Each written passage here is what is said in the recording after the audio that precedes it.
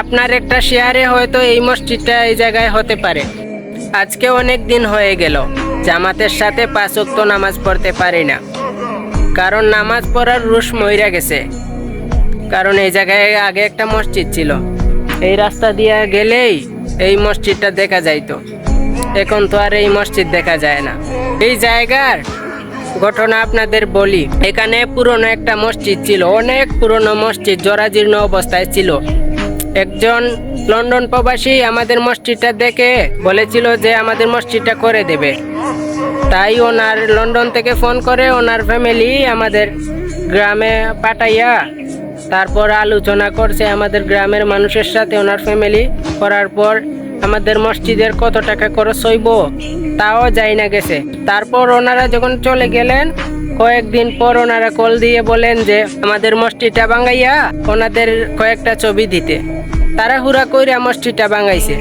ভাঙানোর পর 2-3 মাস গেছে, যাওয়ার পর ওনার তেমন সারা শব্দ আমরা পাই না। তারপর কয়েকদিন পর বলে যে ওনার একটা বড় সমস্যা পড়ে গেছে, তাই আমাদের মসজিদটা করে দিতে পারবো না। আর আমাদের গ্রামেরও তেমন সামর্থ্য নাই যে আগে যেরকম মসজিদ ছিল ওরকম বানানোর মতো। নতুন মসজিদ বানানো তো দূরের কথা, ছোটখাটো মসজিদ বানানোর মতো আমাদের গ্রামের সামর্থ্য নাই। এখন আমরা কি করব? আমাদের গ্রামবাসী অনেক জায়গায় সাহায্যের জন্য গিয়েছে, কিন্তু কেউ সাহায্যের হাত বাড়ায়নি। আমাদের পুরো জেলা ঘুরলেও এরকম একটা পরিস্থিতি আপনি দেখতে পাবেন না।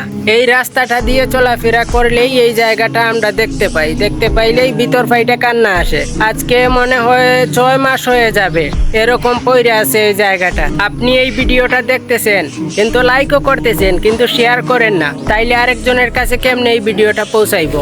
এই জায়গাটার লোকেশন হলো সুনামগঞ্জ জেলা, দোয়ারা থানা, দুহালিয়া ইউনিয়ন, জীবনপুর সোনাইনগর গ্রামের মসজিদ।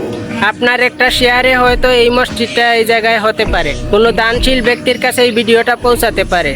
তাই প্লিজ এই ভিডিওটা শেয়ার করেন ভাই।